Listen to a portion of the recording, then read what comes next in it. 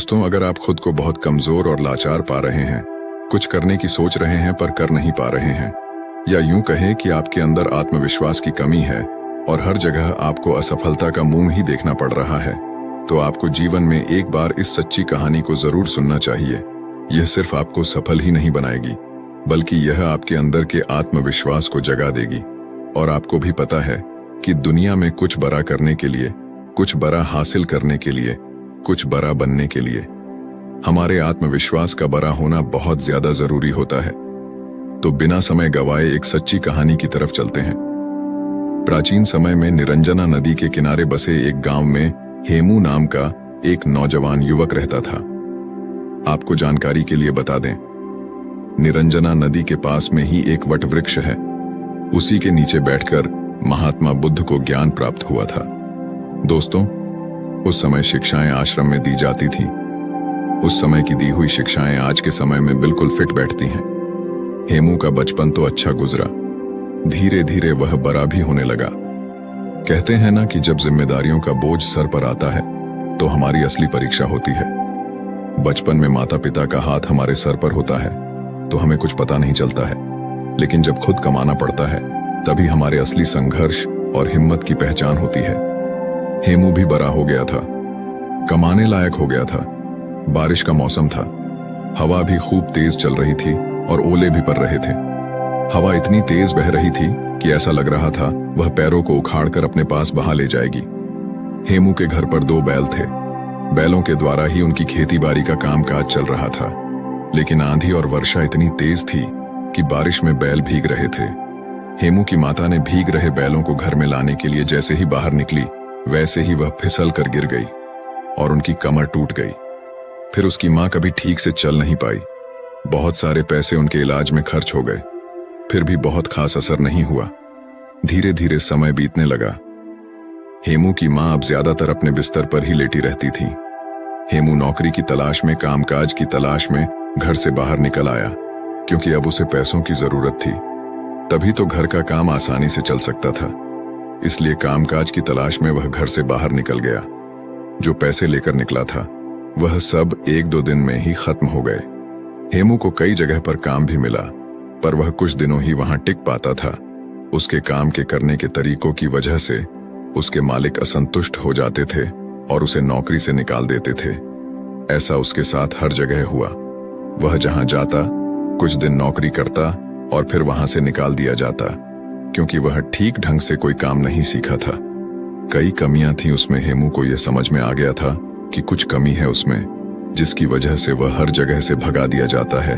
अब उसे जरूरत थी तो एक ऐसे गुरु की जो उसे सही मार्ग दिखा सके, क्योंकि ऐसे समय में अगर कोई सही मार्ग दिखाया जाता है तो इंसान की जिंदगी सब्र जाती है, क्योंकि यह मुश्किल भरे वक्त होते हैं। ऐसे में इंसान को बहुत ही संभलने की जरूरत होती है। हेमू हताश, निराश, परेशान होकर एक बगीचे में बैठा हुआ था। तभी उसे वहां से कुछ बौद्ध भिक्षुक अपने बर्तन में भिक्षा पात्र लेकर गांव से लौट रहे थे और वे लोग आश्रम की तरफ बढ़ रहे थे। जब हेमू उन सबको देखता है तो वह उनका पीछा करने लग जाता है।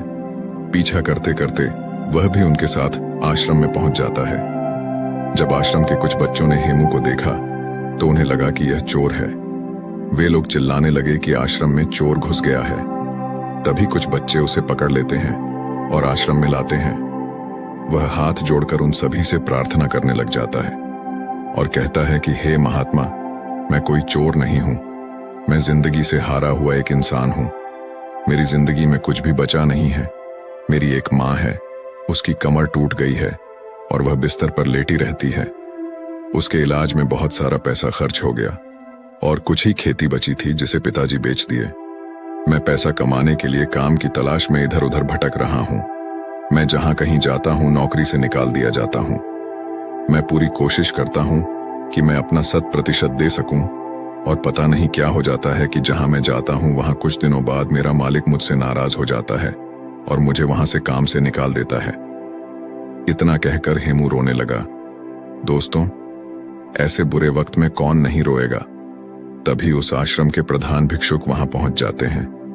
वह सभी को हटने का आदेश देते हैं और उस हेमू के पास पहुंच जाता और उसकी परेशानियों को समझते हैं। प्रधान भिक्षु उस युवक की परेशानियां बड़े ही ध्यान से सुनते हैं।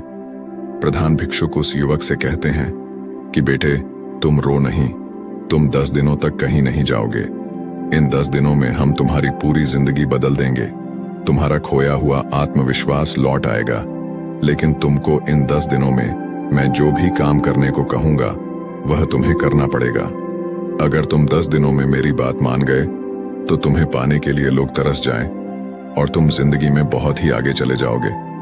बस तुम्हें 10 दिनों तक यहीं रुकना है और जो मैं कहूंगा, जैसा मैं कहूंगा वैसा तुम्हें करना है। अगले 2 दिनों तक प्रधान भिक्षुक उसे पौधों में पानी भरने का काम देते हैं। वह पौधों में पानी भरता है और उसके काम को प्रधान भिक्षुक देखते हैं। फिर प्रधान भिक्षुक अगले 2 दिनों तक उसे भिक्षा मांग कर लाने को कहते हैं। वह गांव जाता है और भिक्षा मांग कर लाता है। इसी तरह 5 दिनों तक वह बौद्ध भिक्षु हेमू को देखते हैं और उसकी क्रिया विधि को देखते हैं। वह किस तरीके से काम कर रहा है, उसके काम में क्या कमी है, यह सब वह प्रधान भिक्षुक देखते रहते हैं। पर हेमू को इस बात का अंदाजा नहीं होता है कि प्रधान भिक्षुक उसकी क्रिया विधि पर नजर रख रहे हैं। 5वें दिन की शाम को वह प्रधान भिक्षुक हेमू से कहते हैं, अगले दिन तुम सुबह नदी में स्नान करने के बाद हमारे पास आ जाना। अब हम तुम्हें कहीं नहीं भेजेंगे।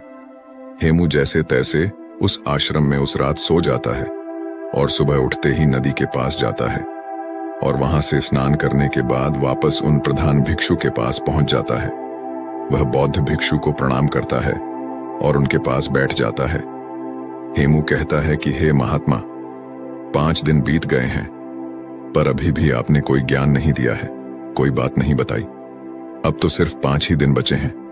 अब मुझे फिर से वही ठोकर वाली जिंदगी जीने को मिलेगा, क्योंकि 5 दिनों तक मुझे इस आश्रम में खाना तो आसानी से मिल गया। आश्रम के खाने को खाकर वह अपना पेट आसानी से भर लेता था, पर 5 दिनों बाद उसकी चिंता फिर से बढ़ने लगी।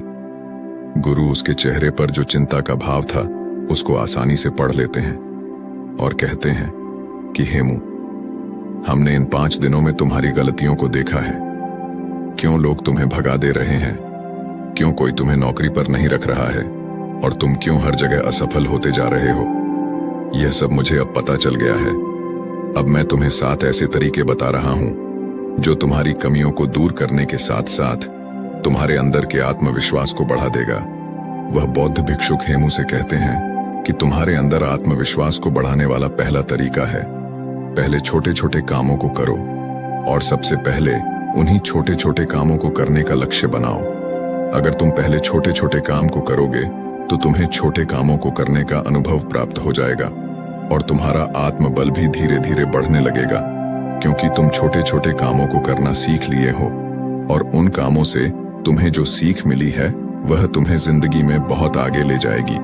अगर तुम्हें बड़ा काम करना है तो पहले छोटे छोटे कामों को करना सीखो, या यह भी कह सकते हैं कि बड़ा लक्ष्य हासिल करने के लिए हमें छोटी छोटी चीजों पर ध्यान देना बहुत ज्यादा जरूरी होता है। अगर तुम शुरू में ही बड़े काम करने लगोगे तो तुम्हारे पास कोई अनुभव नहीं रहेगा, और जब तुम्हारे पास कोई अनुभव नहीं रहेगा तो तुम उस काम को बहुत ही अच्छे तरीके से नहीं कर पाओगे और तुम्हें उस कार्य में सफलता जरूर मिलेगी। यही वजह रही कि तुम जहां भी जा रहे थे तुम बड़े काम की तलाश कर रहे थे, जबकि तुम्हें छोटे काम करने आता नहीं है, और जब तुम्हें छोटे काम करना नहीं आता तो तुम बड़ा कामों को कैसे कर पाओगे। यही वजह रही कि लोग तुम्हें अपने घर से निकाल देते थे, लोग तुम्हें काम से निकाल देते थे। इसीलिए जिंदगी में जब तुम हर छोटे छोटे कामों पर ध्यान दोगे, हर छोटी छोटी बातों पर ध्यान दोगे, अपनी छोटी छोटी गलतियों को पहचान लोगे, तो तुम्हारे अंदर का आत्मविश्वास बढ़ने लगेगा और फिर जाकर तभी तुम अपने लक्ष्य को पूरा कर पाओगे। जब तुम्हें छोटे कामों को करने का अनुभव प्राप्त हो जाएगा तो तुम्हारे अंदर का आत्मविश्वास धीरे धीरे जागने लगेगा और वह आत्मविश्वास इतना बढ़ जाएगा कि तुम बड़े काम को बड़ी ही आसानी से कर लोगे। आत्मविश्वास बढ़ाने वाले तरीकों के बारे में बात करते हुए महात्मा दूसरा तरीका बताते हुए कहते हैं, अभ्यास करने की आदत डालो।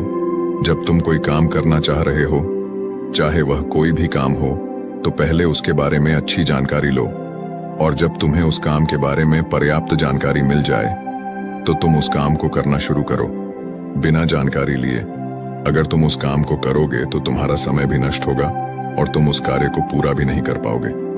इसीलिए जब तुम कोई काम करने जा रहे हो तो पहले उसके बारे में जानकारी लो। जब तुम्हें उसके बारे में जानकारी मिल जाए तब तुम उस काम को करना शुरू करो। 1 दिन करोगे, 2 दिन करोगे तो तुमसे वह काम उतना अच्छा नहीं होगा। लेकिन अगर दिन प्रतिदिन तुम उसका अभ्यास करते हो तो एक दिन तुम उस काम को बहुत ही अच्छी तरीके से कर पाओगे और अच्छे तरीके से सीख भी लोगे। इसीलिए जीवन में आत्मविश्वास बढ़ने के लिए अभ्यास करना बहुत ज्यादा जरूरी होता है। मान लो कि तुम्हें तलवारबाजी सीखना है तो पहले तुम तलवारबाजी के बारे में अच्छी जानकारी लो, और जब तुम्हें तलवारबाजी और तलवार के बारे में अच्छी जानकारी मिल जाएगी तो फिर तुम उसके बाद अभ्यास करो, और जब तुम उस पर खूब अभ्यास करोगे तो तुम उस काम में निपुण हो जाओगे और फिर तुम्हारे अंदर का आत्मविश्वास धीरे धीरे बढ़ने लगेगा और तुम्हें लगने लगेगा कि तुम यह काम कर सकते हो। इसीलिए अगर अपने जीवन में आत्मविश्वास को बढ़ाना है, सफलता पाना है तो अभ्यास करना बहुत ज्यादा जरूरी होता है। तुम जितना ज्यादा अभ्यास करोगे तुम उतनी ही गलतियां कम करोगे। जो इंसान जितना कम अभ्यास करता है उससे गलतियां उतनी ही ज्यादा होती हैं। अभ्यास ही तुम्हारी कमजोरी को दूर करता है। एक अच्छा सेनापति अपनी युद्ध कला पर बहुत अभ्यास करता है, तब जाकर वह एक अच्छा सेनापति बन पाता है। एक अच्छा योद्धा तभी जाकर वह कहलाता है। फिर आगे प्रधान आत्मविश्वास बढ़ाने वाली तीसरा तरीका बताते हुए कहते हैं, खुद को जानने का प्रयास करो। खुद की कमजोरी और ताकत के बारे में तुम जानने का प्रयास करो। अगर तुम्हें अपनी कमजोरी के बारे में पता है तो निश्चय ही तुम जो भी काम कर रहे हो उस काम को बहुत ही अच्छे तरीके से कर सकते हो, और अगर तुम्हें अपनी मजबूती भी पता है तो भी तुम बहुत ही अच्छा कर सकते हो। मान लो तुम्हें राजा के सेनापति में भर्ती होना है, तुमने जो युद्ध कला सीखी है उस पर अभ्यास ही नहीं किया है। अगर तुम्हें अपनी कमजोरी भी नहीं पता है तो तुम्हारा विरोधी तलवारबाजी में तुम्हें हरा सकता है, लेकिन अगर तुम्हें अपनी कमजोरी पता है तो तुम सामने वाले को मौका नहीं दोगे। इसलिए खुद की कमजोरी को समझने का प्रयास करो और उस पर कई बार अभ्यास करो ताकि सामने वाला तुमको कभी हरा ना पाए।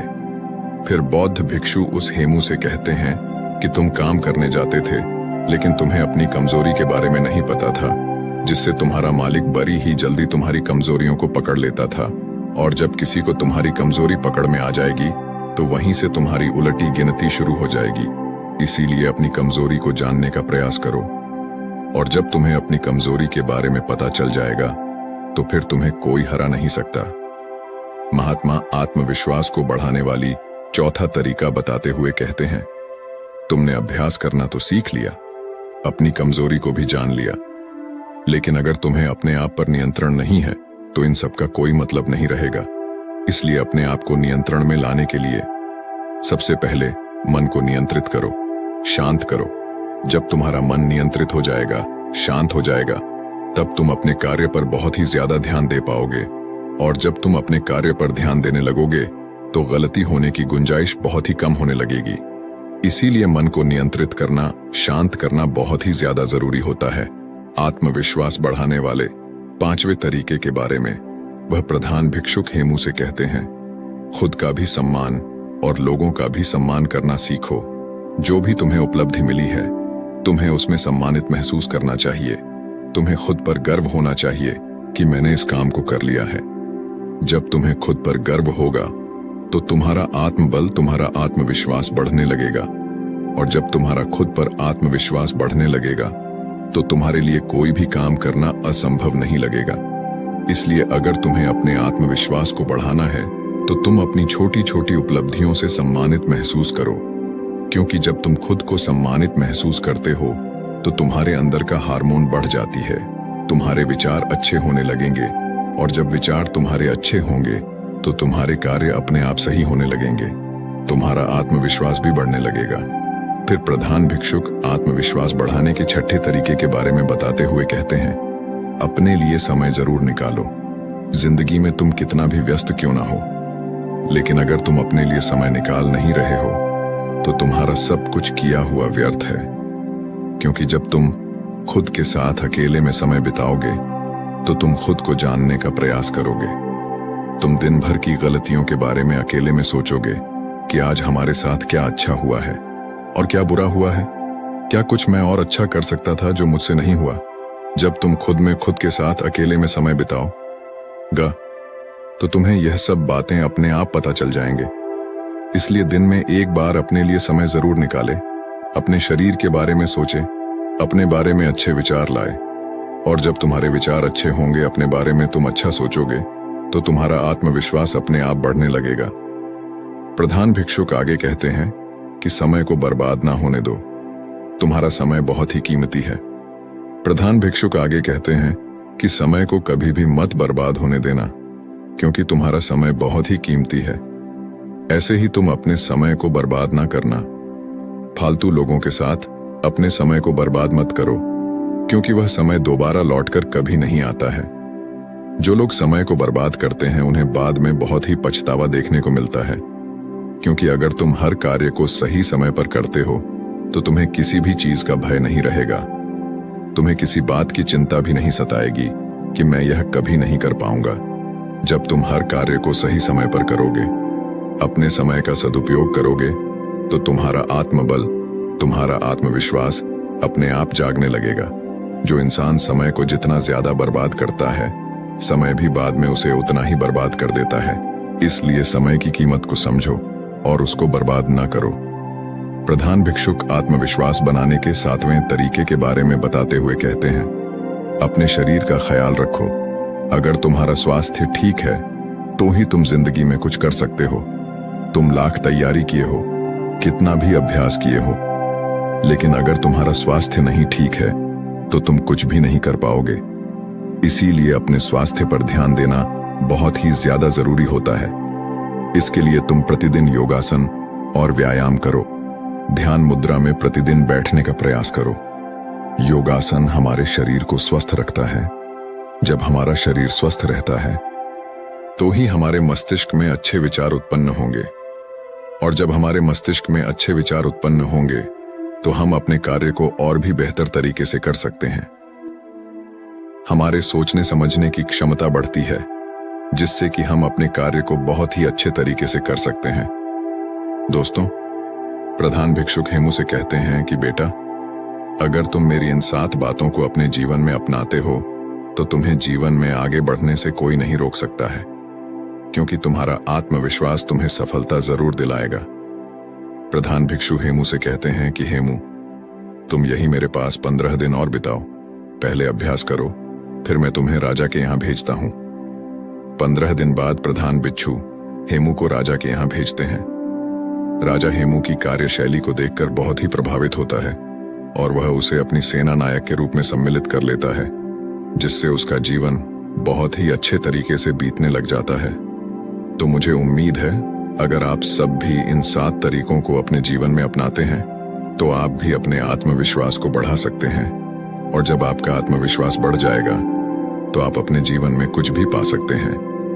तो दोस्तों, उम्मीद है इस वीडियो से आपको काफी कुछ सीखने को मिला होगा, और अगर कुछ सीखने को मिला हो तो हमारे इस वीडियो को लाइक, शेयर और बुधा इंस्पायर्ड 2.0 चैनल को सब्सक्राइब जरूर कर लीजिएगा, और साथ ही कमेंट में नमो बुद्धाय जरूर लिखिए। धन्यवाद।